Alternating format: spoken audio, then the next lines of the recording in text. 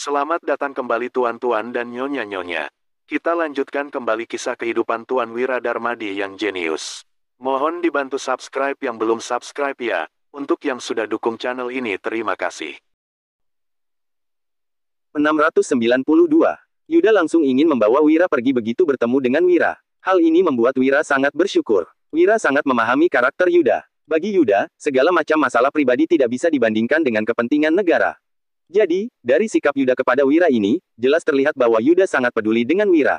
Kalau tidak, Yuda tidak akan melanggar perintah raja dan membawa Wira pergi. Yuda, apa yang kamu lakukan? Tanya Wira sembari tersenyum. Yuda menarik napas dalam-dalam dan menjawab.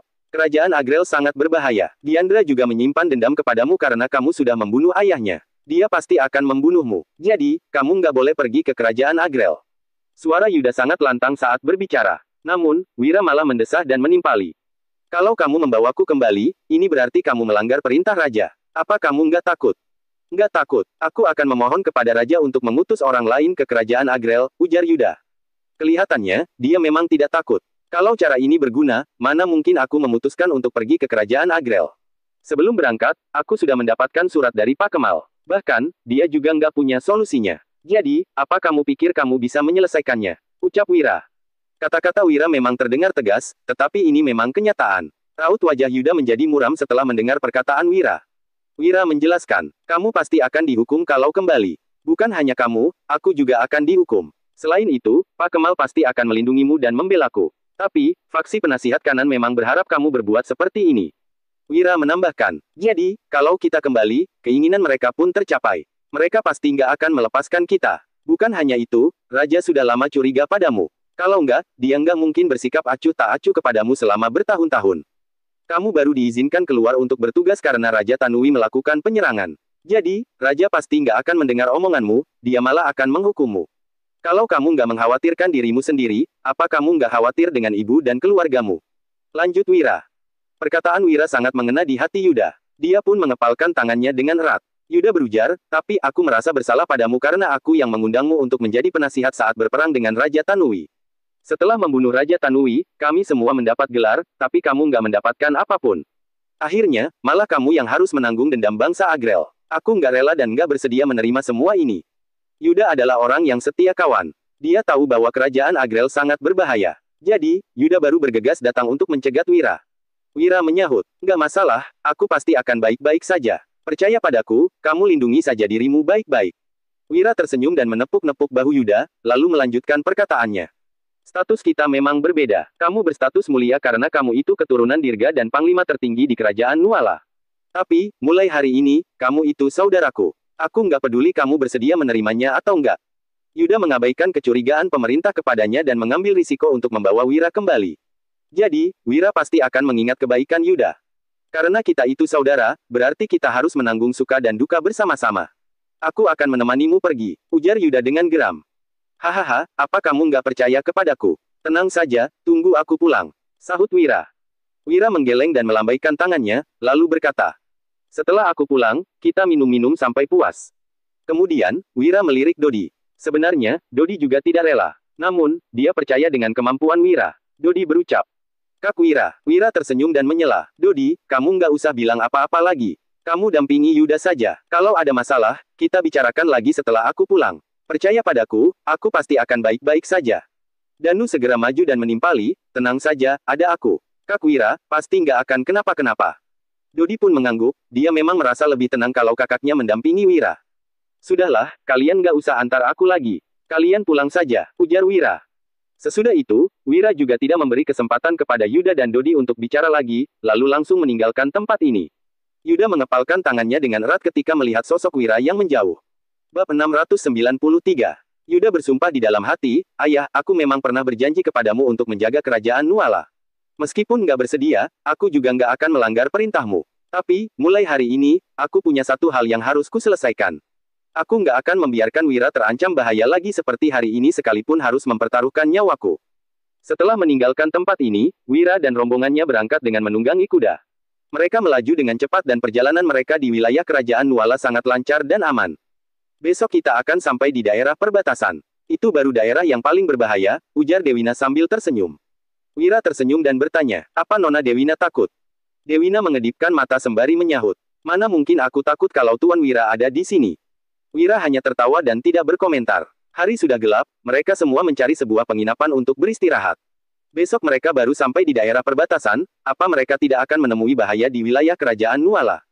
Belum tentu. Menurut Wira, dia akan memilih untuk menghabisi musuhnya di negara orang lain.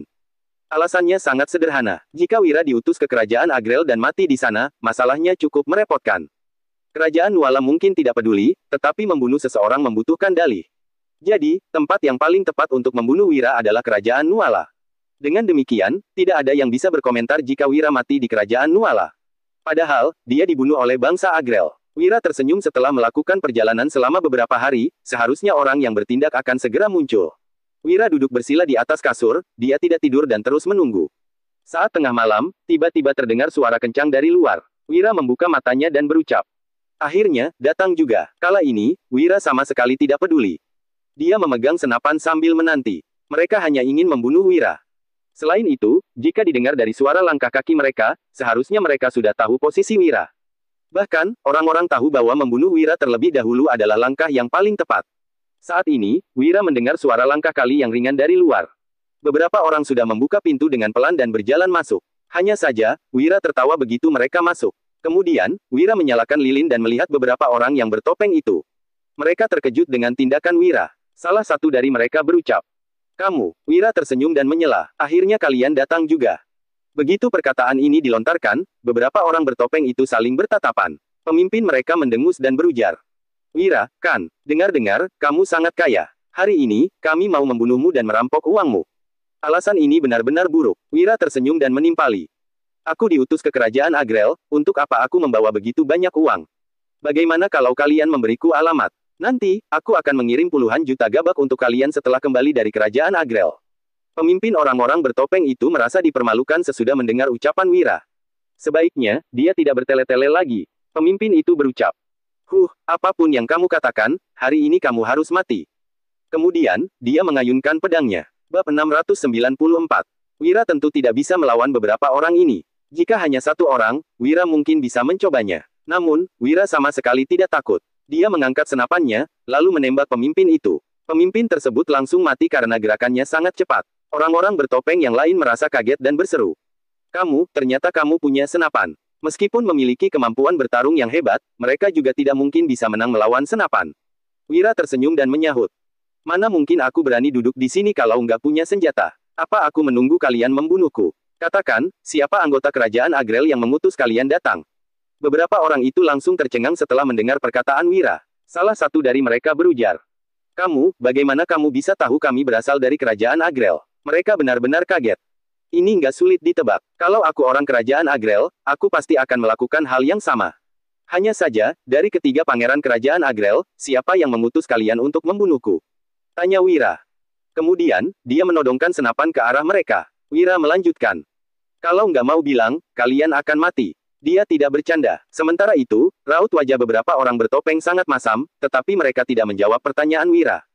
Hai, kalian nggak percaya? Tanya Wira. Dia tidak berbasa-basi lagi dan langsung menembak seseorang. Orang tersebut pun mati, lalu Wira melihat yang lain dan berkata.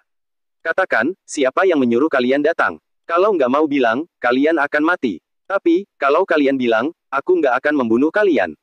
Wira tetap tersenyum sehingga membuat orang-orang bertopeng itu terperangah. Salah satu orang bertopeng menyahut. Oke, kami anggotanya pasukan bayangan, kami menerima perintah untuk membunuhmu. Wira mengernyit setelah mendengar ucapan orang bertopeng. Wira mengira orang yang mengutus mereka adalah Raja Araria atau Raja Byakta, tetapi dia tidak menyangka ternyata orang tersebut adalah Raja Kresna. Kenapa Raja Kresna ingin membunuhnya? Jangan-jangan, Raja Kresna juga berambisi untuk menyerang Ibu Suri. Wira mengernyit dan menarik napas dalam-dalam, tetapi dia harus berwaspada terhadap masalah ini. Orang bertopeng itu berucap, Tuan, aku sudah memberitahumu, apa kamu akan melepaskan kami? Dia sangat gugup. Bagaimanapun, Wira memegang senapan yang bisa langsung menghabisi nyawa mereka. Wira tersenyum dan menyahut, kalian mau pergi? Coba saja kalau kalian sanggup. Orang-orang bertopeng tertegun mendengar jawaban Wira, lalu salah satu dari mereka menimpali. Tuan, kamu sudah berjanji untuk melepaskan kami. Ekspresi orang ini berubah drastis. Wira mengernyit dan berkata, aku cuma bilang aku nggak akan membunuh kalian. Orang bertopeng berujar, apa, maksudmu? Mereka tidak memahami niat Wira. Dia tidak membunuh mereka, tetapi tidak ingin melepaskan mereka. Benar-benar membingungkan. Wira menjawab, Tentu saja artinya aku nggak akan membunuh kalian. Tapi, aku nggak bisa menghalangi orang lain. Setelah Wira selesai bicara, terdengar suara langkah kaki dari luar. Danu dan Mandra bergegas datang dengan membawa para bawahan. Mereka mendengar suara tembakan senapan Wira, lalu langsung datang ke kamar Wira. Kamu, dasar brengsek. Ternyata, kamu menjebak kami. Cepat, serang mereka, teriak anggota pasukan bayangan. Mereka langsung bertarung dengan Danu dan lainnya. Namun, anggota pasukan bayangan ini bukan lawan Danu dan lainnya. Dalam waktu singkat, semua anggota pasukan bayangan berhasil dihabisi. Coba periksa, mana tahu mereka membawa sesuatu yang menunjukkan identitas mereka, perintah Wira. Sesudah itu, Danu dan lainnya mulai mencari, lalu mereka menemukan lencana dengan ukiran elang yang gagah. Danu berujar. Kak Wira, ini, bab 695. Wira mengambil lencana itu, lalu mengangguk dan menyimpannya. Dia tersenyum dan berkata, nanti kita tanyakan saja pada orang yang tahu tentang hal ini. Sekarang, kalian cepat tidur. Besok kita harus melanjutkan perjalanan lagi. Danu dan lainnya mengeluarkan anggota pasukan bayangan, lalu menggali lubang untuk mengubur jasad mereka. Keesokan paginya, rombongan Wira pun berangkat. Saat siang, mereka sudah sampai di daerah perbatasan. Wira berucap. Bagian depan itu perbatasan. Wira menarik napas dalam-dalam. Begitu menginjak daerah tersebut, mereka sudah memasuki wilayah kerajaan Agrel. Sebenarnya, Wira merasa sangat asing dengan kerajaan Agrel. Namun, dia tetap yakin bisa kembali dengan selamat. Ayo cepat, kita baru benar-benar aman setelah memasuki wilayah kerajaan Agrel, kata Wira. Mandra dan Dewina yang mendengar ucapan Wira kebingungan. Namun, Danu tahu alasannya. Hal ini karena Rendra sedang menunggu di daerah perbatasan. Tuan Wira, kenapa? Tanya Dewina. Wira tidak berbicara, dia hanya melihat tanah yang sedikit bergetar dan menunjuk ke depan. Wira berujar. Karena, Dewina melihat ke kejauhan, di sana ada 19-20 sekelompok pasukan berkuda yang datang. Sepertinya, ada sekitar ribuan orang. Dewina berseru. Itu, Jenderal Rendra. Dewina tersenyum setelah memahami maksud perkataan Wira. Dia melanjutkan. Kelihatannya, Jenderal Rendra sangat baik kepada Tuan Wira. Dia mengawal kita masuk ke kerajaan Agrel. Wira mengangguk begitu mendengar ucapan Dewina, lalu menyahut. Ini namanya saling memahami. Tak lama kemudian, Rendra yang membawa anak buahnya datang menghampiri Wira. Rendra berkata, Tuan Wira, akhirnya kamu sampai. Rendra yang memimpin di depan dan Solomon mengikuti di belakang. Solomon juga menyapa Wira dengan hormat setelah bertemu dengannya. Wira mengeluarkan lencana milik pembunuh yang datang semalam dan menunjukkannya kepada Rendra. Wira bertanya, Jenderal Rendra, apa kamu tahu ini barang apa? Rendra tertegun saat melihat lencana ini, lalu dia mengeluarkan lencana miliknya. Hanya saja, lencana milik Rendra agak berbeda karena ada ukiran motif dan berwarna emas. Rendra pun bertanya balik dengan ekspresi kebingungan. Ini lencana pasukan bayangan, kenapa bisa ada di tanganmu? Semalam, mereka mau membunuhku, jawab Wira tanpa ragu. Rendra tercengang setelah mendengar jawaban Wira, lalu menimpali. Raja Kresna mau membunuhmu, nggak mungkin. Dia terkejut karena tidak mengerti apa yang sebenarnya terjadi. Aku juga nggak tahu, makanya aku tanya kamu. Ada apa ini? Ujar Wira sembari tersenyum. Rendra melirik Solomon dan berucap, Solomon, apa pendapatmu tentang hal ini? Solomon juga kebingungan, tetapi dia menyahut. Mungkin ada yang menyampaikan perintah rahasia palsu. Rendra mengangguk dan menimpali, seharusnya ada orang yang memanipulasi hal ini. Mereka memanfaatkan pasukan bayangan untuk membunuhmu. Wira juga menebak seperti ini, tetapi dia bertanya. Kenapa kamu bisa berpikiran begitu? Rendra tersenyum dan menjawab, gampang sekali, ini karena aku nggak menerima kabar untuk membunuhmu. Perkataan Rendra sudah membuktikan bahwa ini bukan perbuatan Raja Kresna. Jika Raja Kresna yang memberikan perintah ini, ribuan pasukan Rendra pasti akan menghabisi rombongan Wira yang hanya berjumlah belasan orang. Meskipun Wira membawa senapan, ini juga bukan masalah besar. Wira tersenyum dan berujar. Ayo, kita berangkat. Masuk ke kerajaan Agrel pasti lebih aman kalau ada kamu. Rendra yang berdiri di samping tertawa terbahak-bahak, lalu menanggapi perkataan Wira. Tapi, lebih baik kamu hati-hati. Siapa tahu aku menerima perintah rahasia untuk membunuhmu. Nanti, kamu jangan salahkan aku kalau aku bertindak kejam. Bab 696. Rendra bercanda dengan Wira. Sementara itu, Wira yang mendengar ucapan Rendra langsung tertawa. Wira menyahut, hahaha, tenang saja, kamu nggak akan mendapatkan perintah rahasia ini. Wira sangat yakin dan Rendra pun tertawa. Perjalanan ini sangat aman karena dikawal oleh ribuan prajurit. Rendra berpesan. Ibu kota kerajaan ada di depan sana, kamu harus lebih berhati-hati. Aku rasa Raja Ararya akan melancarkan triknya. Bagaimanapun, dia nggak akan membiarkan kamu masuk ke kota dengan tenang. Wira tentu tahu mengenai hal ini. Raja Ararya dan Byakta adalah orang yang ambisius. Jika Raja Tanui tidak mati, mereka berdua pasti akan menyembunyikan diri. Setidaknya, mereka tidak akan bertindak sekarang. Namun, sekarang Raja Tanui sudah meninggal sehingga sandaran Ibu Suri menghilang. Tentu saja, ambisi Raja Ararya dan Byakta pun muncul. Wira tahu jelas tentang hal ini. Jadi, dia juga tahu Raja Ararya sedang menunggu untuk melancarkan triknya. Aku tahu, nanti kita bertindak sesuai situasinya saja, ujar Wira. Kemudian, mereka sampai di dekat ibu kota. Pasukan Rendra tentu tidak akan memasuki kota, mereka akan ditempatkan di markas militer di luar kota. Aku nggak akan ikut kamu melanjutkan perjalanan lagi. Aku nggak bisa masuk ke istana kalau nggak ada dekret kerajaan, kata Rendra. Setelah itu, dia pergi. Rombongan Wira sampai di depan gerbang kota dalam waktu singkat. Wira melihat pasukan berkuda yang sedang menunggunya di kejauhan. Dewina berbisik. Dia itu kepala eksekutor dari pasukan ibu kota kerajaan Agrel, namanya Biantara Handaru. Orang ini sangat berbahaya, kita harus hati-hati. Oh, kamu kenal sama dia? Tanya Wira yang terkejut.